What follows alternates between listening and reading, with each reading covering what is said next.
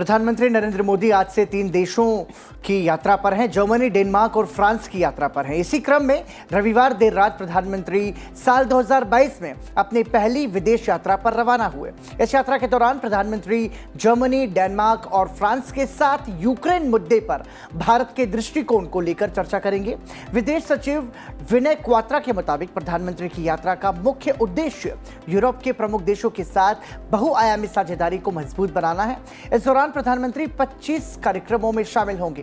प्रधानमंत्री नरेंद्र मोदी 7 देशों के 8 नेताओं के साथ द्विपक्षीय और बहुपक्षीय बैठक करेंगे।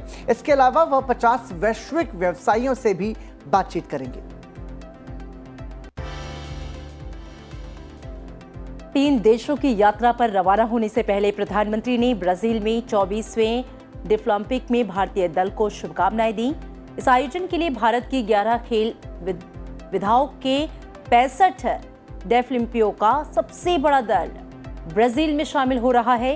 प्रधानमंत्री ने ट्वीट करते हुए कहा कि भारत आज से शुरू होने वाले इस खेल में हमारे दल के लिए उत्साहित है। हमारे सभी प्रतिभाशाली एथलीटों को शुभकामनाएं। खेलों में जाने से पहले राष्ट्रीय युद्ध स्मारक का दौरा करने के उनके भाव से मैं वास्तव में प्रभावित हुआ। कैसीनो, ऑनलाइन गेमिंग प्लेटफॉर्म और घुड़दौड़ जैसी सेवाओं पर जीएसटी के सही मूल्यांकन को लेकर आज दिल्ली में जीएसटी काउंसिल के मंत्रियों का समूह एक महत्वपूर्ण बैठक करेगा। इससे पहले कैसीनो, ऑनलाइन गेमिंग और घुड़दौड़ पर कर के सही मूल्यांकन की समीक्षा को लेकर राज्य के मंत्रियों की एक समिति का गठन किया गया था।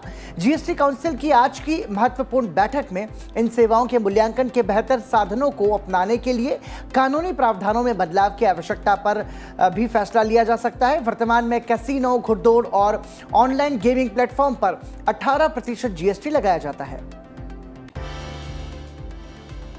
निर्दलीय सांसद नवनीत राणा और उनके पति विधायक रवि राणा की जमानत पर आज कोर्ट अपना फैसला सुना सकता है। इससे पहले मुंबई के सेशन कोर्ट ने दोनों की जमानत याचिका पर शनिवार को सुनवाई कर दोनों पक्षों की दलीलों को सुना और अपना फैसला सुरक्षित रख लिया। महाराष्ट्र के मुख्यमंत्री उद्धव ठाकरे के घर मातोश्री के बाहर हनुमान चालीसा पढ़ने के बाद ये विवाद उत्पन्न हुआ। दिल्ली विश्वविद्यालय ने रविवार को अपनी स्थापना के 100 वर्ष पूरे कर लिए। इस अवसर पर विश्वविद्यालय के उत्तरी परिसर में उपराष्ट्रपति एम वेंकैया नायडू ने एक कार्यक्रम को संबोधित किया। उपराष्ट्रपति ने कहा कि भारत चाहता है कि उसके नेता विश्व का मार्गदर्शन करें। इस अवसर पर विश्वविद्यालय के सम्मान में उपराष्ट्रपति और केंद्रीय शिक्षा मंत्री धर्मेंद्र प्रधान ने 100 रुपए का स्मारक सिक्का और एक डाक टिकट भी जारी किया। उपराष्ट्रपति ने स्मारक शताब्दी खंड भी जारी किया, जो विश्वविद्यालय की ऐतिहासिक यात्रा को बताता है। Education is not for mere enjoyment. It is for enlightenment. It is for enhancement of knowledge. That should be the focus of the university. So it's a happy coincidence that the centenary event coincides with the 75 years of independent India. In fact, Delhi University had an important role in the country's independence movement, and many distinguished alumni who have graduated from this university have occupied very important positions in various fields and have contributed to the development of our country after independence. The names of legendary teachers and brightest minds who learned from them are too numerous for me to recount. The university stature has reached the current impressive level largely because of these dedicated teachers and brilliant students. राष्ट्रीय चिकित्सा आयोग ने भारतीय छात्रों को पाकिस्तान के medical कॉलेजों में दाखिला नहीं लेने की सलाह दी है। नोटिस में ये कहा गया है कि कोई छात्र जो पाकिस्तान के मेडिकल कॉलेज में प्रवेश लेना चाहता है वो FMGE या भारत में रोजगार पाने के पात्र नहीं होंगे। इससे पहले UGC और AICTE ने ऐसे ही एक एडवाइजरी जारी की थी। उत्तर और मध्य भारत में गर्मी का कहर लगातार बढ़ता जा रहा है। दरअसल जो तापमान है वो 40 डिग्री के भी पार पहुंच गया है। ऐसे में झुलसा देने वाली गर्मी है। मौसम विभाग के मुताबिक अभी ये स्थिति आने वाले समय में भी जारी रहेगी, लिहाजा ये अलर्ट कई राज्यों में जारी किया गया है लू को लेकर के। और उसके बाद यदि बात करें उत्तर भारत की, दिल्ली की और खासतौर से राजस्थान और गुजरात के कई इलाकों की, तो भीषण गर्मी से लोगों की हालत खस्ता है। लिहाजा ये भी कहा जा रहा है कि जितना ज्यादा हो सके पानी का इस्तेमाल ज्यादा से ज्यादा किया जाए।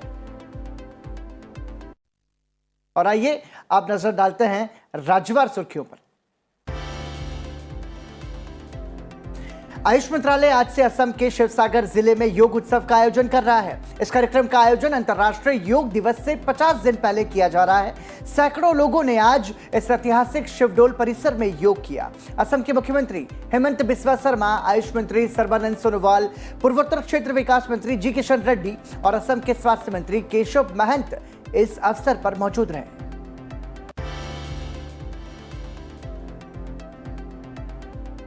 चारधाम यात्रा के लिए पहला जत्था आज रवाना होगा। उत्तराखंड सरकार ने कल से आरंभ हो रही चारधाम यात्रा के लिए दिशा निर्देश जारी किए हैं। उत्तरकाशी जिले में गंगोत्री और यमुनोत्री मंदिरों को कपाट भी खुलेंगे। इच्छुक श्रद्धालुओं को राज्य सरकार के पोर्टल पर पंजीकरण कराना अनिवार्य है। कोविड परीक्षण और टीकाकरण प्रमाण पत्र की आवश्यकता नहीं है। रुद्रप्रयाग जिले में केदारनाथ मंदिर 6 मई को और चमोली जिले में बद्रीनाथ मंदिर 8 मई को खुलेंगे। इस साल चार धाम यात्रा में रिकॉर्ड श्रद्धालुओं के पहुंचने की आशा है और इसी बीच उत्तराखंड सरकार ने चार धाम पर जाने वाले श्रद्धालुओं की संख्या को सीमित कर दिया है। सरकारी निर्देश के मुताबिक प्रतिदिन केवल 15,000 श्रद्धालु ही बाबा बद्रीनाथ के दर्शन करेंगे, जबकि केदारनाथ धाम के दर्शन के लिए श्रद्धालुओं की जो संख्या है वो 12,000 प्रतिदिन की गई है। मध्य प्रदेश के खरगोन में रामनवमी जुलूस के दौरान हुई हिंसा को देखते हुए कर्फ्यू लगा दिया गया है। ईद की नमाज भी घर पर ही अदा की जाएगी और अक्षय तृतीया और परशुराम जयंती पर कोई कार्यक्रम नहीं होगा। हालांकि इस बीच छात्रों को परीक्षा देने के लिए पास दिए जाएंगे। रविवार को स्पाइस जेट की मुंबई दुर्गापुर उड़ान को हवाई अड्डे पर उतरते समय गंभीर वायुमंडलीय विक्षोभ का सामना करना पड़ा, जिस दौरान उसमें सवार कम से कम 12 यात्री जो हैं वो घायल हो गए। घायल यात्रियों को अस्पताल में एडमिट कराया गया है। सामाजिक न्याय और अधिकारिता मंत्री डॉक्टर वीरेंद्र कुमार आज वर्चुअल रूप से छत्तीसगढ़ के राजनांदगांव में दिव्यांगजनों का कौशल विकास, पुनर्वास और सशक्तिकरण करने के लिए समग्र क्षेत्रीय केंद्र के नए भवन की आधारशिला रखेंगे। समारोह के दौरान 500 पात्र लाभार्थियों में 33,28,681 रुपए की कुल लागत से सहायक उपकरण, शिक्षण अध्ययन सामग्री किट का भी वितरण किया जाएगा। 24.28 करोड़ रुपए की अनुमानित लागत से नए सीआरसी में अत्याधुनिक सुविधाएं होंगी। सुरक्षा बलों ने कश्मीर घाटी में रविवार को दक्षिण कश्मीर के कुलगाम जिले में सेना की 34 राष्ट्रीय राइफल्स और पुलिस की संयुक्त टीम ने नौगाम इलाके में लश्कर-ए-तैयबा के एक हाइब्रिड आतंकी को गिरफ्तार किया है। उसकी शिनाख्त गढ़ीहामा की यामीन भट्ट के रूप में हुई है और उसके पास से एक पिस्टल, 2 ग्रेनेड और पिस्टल की 51 गोलियां बरामद की गई हैं। और चलिए अब नजर डाल लेते हैं अंतर्राष्ट्रीय खबरों पर। रूस यूक्रेन युद्ध को आज 68वां दिन है। अब युद्ध के मोर्चे पर यूक्रेन के साथ रूसी सेना भी बड़े झटके खा रही है और ये युद्ध काफी लंबा जो है वो बढ़ चुका है। अंतर्राष्ट्रीय समुदाय के लिए भी चिंता का विषय है और इस मोर्चे के कारण कई देशों को आर्थिक संकट से भी जूझना पड़ रहा है। अब देखना होगा कि कब ये युद्ध अपने मुकाम पर पहुंचे। सऊदी अरब की पवित्र मस्जिद नबवी में पाकिस्तान के प्रधानमंत्री शहबाज शरीफ के खिलाफ नारेबाजी करना इमरान खान को भारी पड़ गया है। फैसलाबाद में इमरान खान और उनके 5 साथियों पर केस दर्ज कर लिया गया है।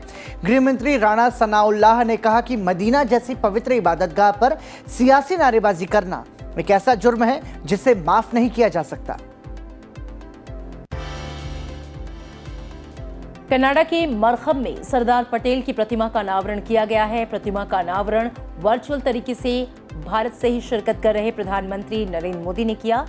प्रतिमा का उद्घाटन करते हुए प्रधानमंत्री नरेंद्र मोदी ने कहा कि सरदार पटेल की प्रतिमा ने न केवल हमारे सांस्कृतिक मूल्यों को मजबूती दी है, बल्कि दोनों देशों के संबंधों का भी ये प्रतीक बनेगा। रूस और यूक्रेन के बीच जंग जारी है। ऐसे में यूरोपीय देश अपने अपने तरीके से यूक्रेन को मदद कर रहे हैं। स्पेन की रानी लोट्जिया ने ग्रेनेड और एक तोहफे के तौर पर उनके लिए जो सुविधाएं दी है, जिससे कि रूसी सैनिकों का उत्साहवर्धन हो, और ऐसा प्रयास किया जा रहा है कि दोनों देशों के बीच में बातचीत से हल निकाला जा सके, लेकिन यह संभव नहीं है। लिहाजा आज 68वां दिन है और जंग लगातार जारी है। श्रीलंका में गहराए आर्थिक संकट के खिलाफ वहां के नागरिकों का गुस्सा लगातार बढ़ता जा रहा है और सरकार इस मोर्चे पर असफल है कि कैसे वो आर्थिक संकट को काबू में पाए, और इसके साथ ही दूसरे देशों की ओर श्रीलंका मदद भरी निगाह से देख रहा है।